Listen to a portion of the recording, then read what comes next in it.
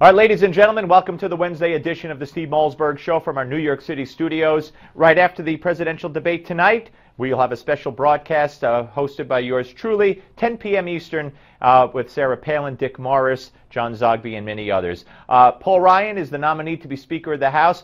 Going into tonight's debate, we'll be joined by Congressman Marsha Blackburn to talk about all that, but going into tonight's debate, listen to what John Kasich said yesterday. Do you know how crazy this election is? Let me tell you something. I've about had it with these people. And let me tell you why. We got one candidate that says that we ought to abolish Medicaid and Medicare. You ever heard of anything so crazy as that? All right. I could only assume, and if I'm wrong, I apologize, that he's talking about Ben Carson. Ben Carson, specifically when confronted in several interviews over the weekend that he wanted to do away with Medicaid and Medicare, said that is absolutely false. So if he's talking about Ben Carson, then, you know, what could I say? If he's not, I apologize, I'll stand corrected. But Kasich to me is too, you know, we got to accept the Supreme Court rulings, we got to move on, there's no fight in him, to me. We'll see what happens in the debate. Before we go to Congressman Marsha Blackburn, let's all watch what Paul Ryan had to say just a little while ago. Our party has lost its vision, and we're going to replace it with a vision. We believe that the country is on the wrong track. We think the country's headed in the wrong direction, and we have an obligation here in the People's House to do the people's business, to give this country a better way forward, to give this country an alternative. We are going to respect the people by representing the people. All right, ladies and gentlemen, we're joined right now, as promised, by Congressman Marsha Blackburn, Chair of the House Select Committee on Planned Parenthood. Congratulations on that. And Vice Chair of the House Energy Committee. Congressman, great to talk to you. First, before we get to your new position and tonight's debates as well, your take on Paul Ryan getting the nomination for Speaker of the House. Paul is going to do a great job as Speaker of the House. I think I saw a chart that he'll be the most conservative Speaker, have the most conservative voting record of anyone we've had serve as Speaker. I think that that's a good step in the right direction, and I look forward to making certain that our conference is unified and that we are moving forward to pass good conservative legislation. Were you disappointed with the budget deal? Yeah, I'm a no vote on that. I'm on the House floor right now, and we're voting, and I'm a no. And are you concerned? I mean, correct me if I'm wrong. I mean, Paul Ryan, some say he played good cop, bad cop with Boehner, that he thought the process was despicable. But I mean, I could be wrong, but I didn't hear Paul Ryan come out and blast the terms of the agreement. Did you?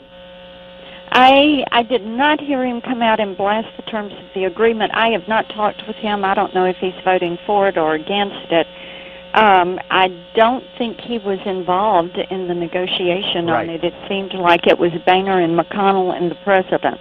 All right, let's move on to tonight's debate. What are you looking for from the CNBC event? I want to hear what our candidates have to say about the economy and how they're going to address it. Yeah, well, of course, hopefully it will focus on the economy, and it will be a welcome change, because that hasn't been addressed, although many of them have put forth tax plans, Donald Trump for one, and Jeb Bush and Kasich and others. Yeah, and you know, Steve, what people want to hear is, how do you reinvigorate the economy? How do we see jobs? How do we see an increase in wages? What are you specifically going to do, and what type of steps are you going to encourage? What kind of policies are you going to encourage? How are you going to get government out of the way so that the private sector can get back to doing what they do, which is creating jobs? That's what people want to know, and my hope is that the candidates are not going to fuss at each other, but they're going to talk about that issue. Well, of course, in previous debates, they were kind of egged on, at least by CNN, who said, you know, the guy standing next to you said this about you. How do you respond? It's kind of hard not to. However, the landscape has changed a little since the last debate. Latest national poll shows Ben Carson beating Trump. Iowa, 3 polls show Carson beating Trump. Texas shows Carson beating Trump. What's your take on all that? I think that it continues to show that people are looking for an outsider. They like what they hear from Carson because it is, he delivers it in a very mild manner. They see a strength, a soft strength in Ben Carson. They also like what they hear from Donald Trump, and I think that's why you're seeing this kind of shake out to be a two-man race, and the two of them continue to push forward in the polls, and the vote seems to break their direction. One final question on this. Do you believe that it will be one of those two men who win the nomination, or could a so-called insider from the many other people who are left actually wrestle it away?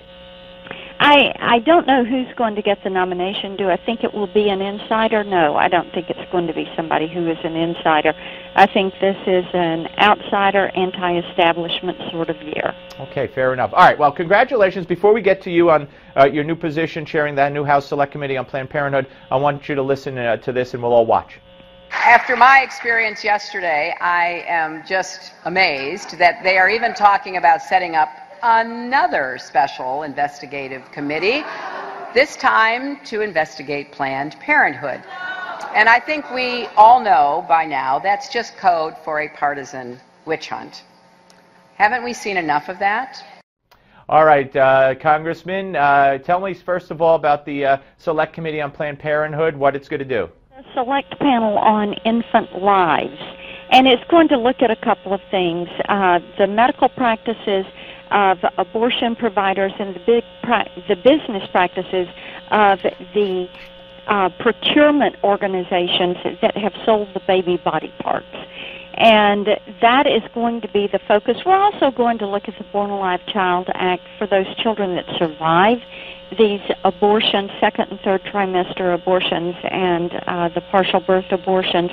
And we will look at the violations of the law that may have taken place. But it's a very narrowly focused group. It is our directive, our mission is very narrowly focused. We're going to dig deep on those three buckets of issues, and then we will come back with basically a work product. It's a fact-finding committee. It's not a committee you're going to see out holding hearings and the lights a lot, but it is a fact-finding. And I know this is something you feel so passionately about, and I'm so tired of Republicans running away from the abortion issue. And, you know, get someone like Hillary Clinton coming out there and making no bones about where she stands on abortion, anytime, anywhere, any place. And I think that that's something that whoever the Republican candidate is, they've got to run on that, because that's not where America is. Not at all. And regardless of whether someone is pro-life or pro-choice, what they want is for the sale of the baby body parts to be investigated. Absolutely. Many people have seen these videos. They are horrific, and they can't believe that they actually are negotiating prices for the sale of these baby body parts, which is exactly what they're doing. So we'll look at those business practices. And so when Hillary says it's a partisan witch hunt, what do you say to her? Well, I think that's very sad. It's not a partisan witch hunt at all. What it is a determination to find out how these organizations, procurement businesses, have run for-profit businesses in this space, and how they have sold these baby body parts, and what their relationship has been with the abortion providers. Right. All right, Congressman, great talking to you. Thank you very much. Always appreciate it. Thanks. Congressman Marsha Blackburn, ladies and gentlemen. Yeah, I mean, again, let Hillary call this panel a partisan witch hunt. That is disgusting, because there are many independents and many Democrats, as the congressman alluded to. Even if they call themselves pro-choice, the overwhelming majority of the American public is, first of all, they got to be against what's going on at Planned Parenthood with these body parts. Just there's another video that's out now about the brain. Please, don't even get me started. But they're for parental notification. They're for mandatory waiting periods. They're for mandatory sonograms.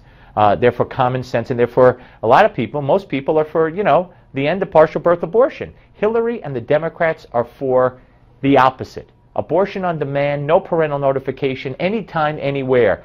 Not where America is. The Malzberg panel with Brad Hirschfield and Adam Thompson is next. We're going to talk about that South Carolina case and the video and the cop who got fired. Don't miss it.